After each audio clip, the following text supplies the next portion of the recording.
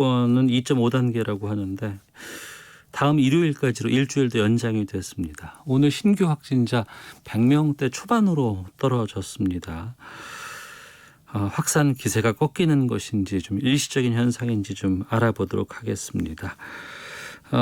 대구 신천지발 코로나19 1차 대유행 때 최전선에서 대구 시민들 지켜내신 분입니다. 대구 계명대 동산병원의 김동은 이비인후과 교수 연결해서 좀 말씀 나눠보겠습니다. 안녕하십니까? 예, 안녕하세요. 예.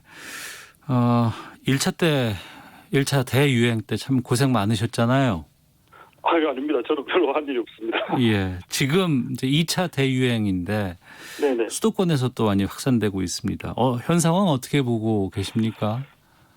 네, 일단은 큰 불길은 잡은 것처럼 보이는데요. 네. 그래도 안심할 수 없는 상황 같습니다. 8월 27일 날 아마 441명이 확진됐던 것 같은데요. 네. 그게 정점이면 좋겠거든요. 사실 대구는 2월 29일 날 741명이 확진이 됐었거든요. 예. 그래서 400명에서 지금 100명대로 떨어졌어요. 오늘 119명이라고 조금 전에 들었는데요. 그러면 한 5일 연속 100명대니까 네. 조금은 안심할 수 있지만 사실은 신규 확진자가 50명 이내로 떨어지고 네. 감염 경로를 알 수 없는 확진자가 5% 이내로 떨어져야지 안심할 수 있어서 아직은 경각심을 늦출 때가 아니라고 생각됩니다. 네. 2차 재유행 될 때만 해도 큰일 났다, 걱정이다. 특히 수도권은 워낙에 밀집된 지역이기 때문에 걱정이 많다 그랬는데 아무래도 방역 당국뿐만 아니라 시민들이 강화된 사회적 거리두기 잘 따라주신 덕분 아닐까요? 네, 그렇죠. 사람들 이동이 멈춰야지 바이러스 전파가 멈추거든요. 그래서 감염 재생산 지수라고 한 명이 몇 사람을 감염시키는가 그 숫자가 있는데 네. 그게 2.5 이상 됐다가 지금 1.5 이하로 떨어진 걸로 알고 있거든요. 네. 이게 1.0 이하로 떨어져야지 환자가 감소하게 되니까 좀 빨리 떨어졌으면 좋겠고 8월 마지막 주하고 9월 첫째 주에 수도권에 계신 많은 시민들이 높은 시민의식으로 거리두기를 정말 열심히 해주셔서 예. 이렇게 감소가 된 것 같습니다. 요즘 대구의 코로나19 상황 어떻습니까? 최근에 동충하초 사업 설명회에 참석했던 27분 중에 26분이 확진이 되셔서 예. 방역당국에 비상이 걸렸는데 그 이후로는 지금 오늘도 2분밖에 확진이 안 되셔서 봄에 비해서는 좀 많이 안정된 그런 상태입니다. 네. 올 봄에 대구에서 확산됐을 때 많이 걱정했던 게 이제 의료 시설이라든가 병상이 부족했다라는 것 때문에 참 많이 걱정을 했거든요. 네네. 수도권도 지금 그런 얘기들이 나오고 있는데 이건 어떻게 보세요? 제가 볼 때는 저 대구에서 걱정했던 의료 공백이나 의료 붕괴 정도는 아닌 것 같습니다. 생활치료센터가 보니까 1,500명 이상 지금 수용이 가능하다고 하고요. 네. 다만 중증 환자가 걱정인데 중증 환자를 잘 치료해야지 사망자를 줄일 수 있거든요. 네. 그래서 중환자실을 좀 많이 확보하는 게 좋겠고 수도권 이외에도 인근 지자체에 좀 상급 종합병원 중환자실 같은 경우 상황을 좀 파악을 하고 있는 게 좋겠다는 생각이 듭니다. 네. 그 집단 감염 대구에서 발생했을 때 대구의 공공병원인 대구의료원 있지 않습니까?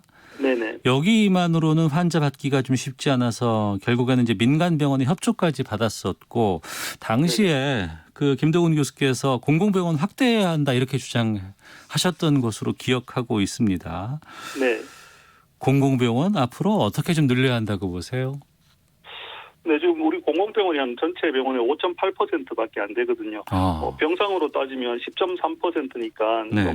OECD 국가에 비해서 너무나 적은 숫자거든요. 그런데 이번에 보시면 80% 이상의 코로나 환자를 사실 공공병원에서 치료를 했거든요. 예. 그동안 사실 공공병원이 좀 찬밥 신세 또는 애물단지 취급을 받았는데 사실상 이런 상황에서 가장 큰 역할을 했습니다. 왜냐하면 감염병 확산 같은 이런 유사시에 병원을 완전히 비우고 전담병원으로 전환할 수 있는 그것도 신속하게 전환할 수 있는 병원은 공공병원밖에 없거든요. 네. 민간병원은 어차피 다른 병으로 이렇게 입원해 계신 분이 많아서 병상을 비우기가 쉽지 않습니다. 그런데 봄에 대구에서 확산될 때 공공병상이 매우 부족하고 그 안에 인력이 많이 부족하고 중환자 치료 역량이 많이 부족하다는 것이 드러났거든요. 네. 그래서 너무 작은 공공병원 말고 적어도 종합병원 역할을 할 수 있는 그런 공공병원을 전국에 한 60만에서 70만 정도 되는 인구 규모면 한 개 정도 있으면 네. 얼마나 좋을까 그런 생각이 있어서 좀 투자를 좀 많이 해주셨으면 좋겠다는 생각이 있습니다. 코로나19가 발생하기 전만 해도 공공병원 얘기를 했을 때 뭐 수익성이라든가 여러 가지 이런 부분 때문에 좀 걸림돌이 있었다고는 하더라도 지금 상황에서는 공공병원의 중요성 뭐 아무리 뭐 강조해도 지나치지는 않을 것 같은데 아직도 걸림돌이 좀 많이 있을까요? 네, 가장 많이 얘기하는 것이 이 적자 문제인데요. 예. 사실 공공병원이 이런 유사시에 아주 중요한 역할도 하지만 평상시에도 우리 저소득층, 소외계층들의 어떤 건강권을 지키는 데 큰 역할을 하거든요. 그런 과정에서 어쩔 수 없이 생기는 적자는 저희가 착한 적자라고 하는데 네. 그런 것은 충분히 저희가 감당해야 되는 그런 몫이라고 생각이 되고 이 감염병이 이제 5, 6년 주기로 계속 코로나보다 더 무서운 감염병이 올 수도 있는데 예. 그거에 대비하기 위해서는 평상시에 저희가 군대를 유지하기 위해서 돈을 쓰듯이 이런 감염병에 대비하기 위해서 좀 투자를 하는 것은 당연히 필요하고 거기서 생기는 적자는 우리 사회에서 충분히 좀 감당해야 된다는 그런 공감대가 좀 형성이 됐으면 좋겠습니다. 아, 그렇군요. 그 대구의 신천지 발이 1차라고 하고 지난 8.15 때 광화문 집회가 2차라고 한다 그러면 그 고비를 우리가 지금 뭐 끝난 건 아닙니다만 점차 좀 메꿔 가고 있고 잘 대처를 하고 있다고 했을 때 10월 3일 개천절 때 또 커다란 집회를 지금 기획하고 있는 쪽이 있다고 하거든요. 이거 어떻게 해야 된다고 네네. 보세요? 예, 저도 좀 걱정인데요. 뭐 한 3만 명 정도 참석이 예상된다고 해서 예. 좀 매우 걱정이 됩니다. 왜냐하면 이 사회적 거리두기라는 것은 효과를 거두려면 무엇보다도 타인의 건강을 배려하는 마음이 필요하거든요. 예. 내가 타인을 위해서 불편을 참고 개인 방역을 철저히 할 때 그럼 타인도 나처럼 노력해 줄 거라는 신뢰가 깨어져 버리면 우리 모두가 이 코로나19 바이러스로부터 전혀 안전할 수가 없거든요. 네. 그래서 뭐 이 집회와 관련된 분들은 이런 점을 좀 생각을 해주셨으면 고맙겠습니다. 알겠습니다.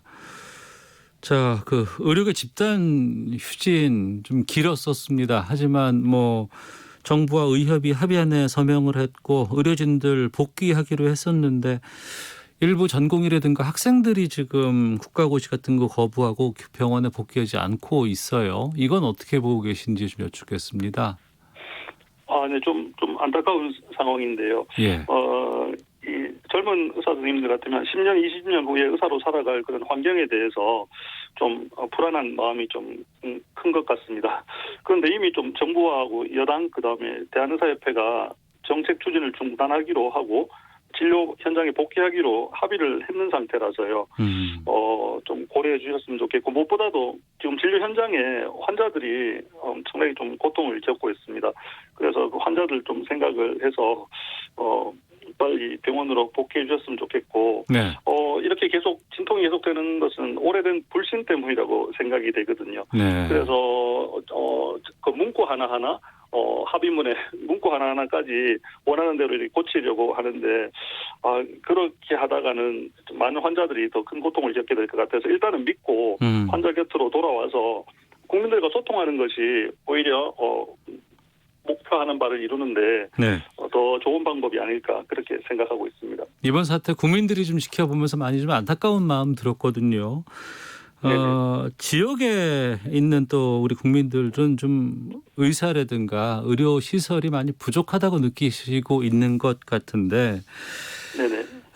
이 부분 어떻게 해결해야 한다고 보세요?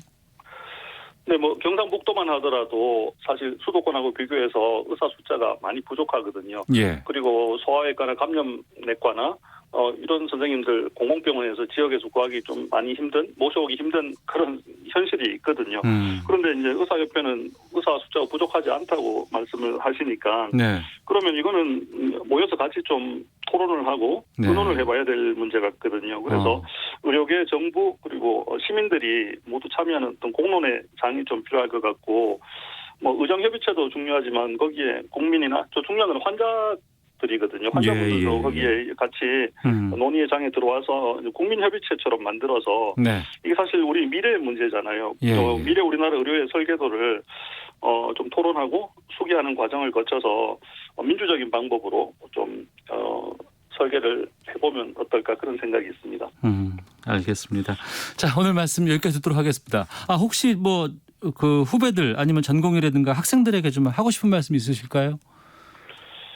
네. 일단은 뭐 선배로서 정말 미안한 마음이고요. 네. 지금 전공의 학생들이 어떤 울분이나 그런 걸 잘 알고 있습니다. 그런데 진정한 의사의 영향력은 이런 파업이 아니라 환자 곁을 지킬 때 나온다고 생각이 됩니다. 그리고 예. 의료 개혁도 국민과 함께 해야지 성공할 수 있거든요. 그래서 빨리 환자 곁으로 강의실로 돌아오면 좋겠습니다. 의사가 되고자 했던 그 처음의 마음, 그 초심을 한번 좀 기억해 주셨으면 좋겠다 그런 생각이 있고 환자분들께도 정말 죄송하다는 말씀을 좀 드리고 싶습니다. 그런데 사실 우리 의사들이 교과서나 선배 의사로부터 배우는 것보다 환자분들로부터 배우는 게 훨씬 더 많거든요. 예. 그래서 병원에 오시면 아마 이제 전공 선생님들하고 만나시게 될 텐데 어깨 한번 두드려 주시고 한번 보듬어 주시고 네. 이렇게 격려의 말씀을 해주시면 아마 장차 좋은 의사 정말 굿 닥터가 되리라고 생각합니다. 알겠습니다. 오늘 말씀 고맙습니다.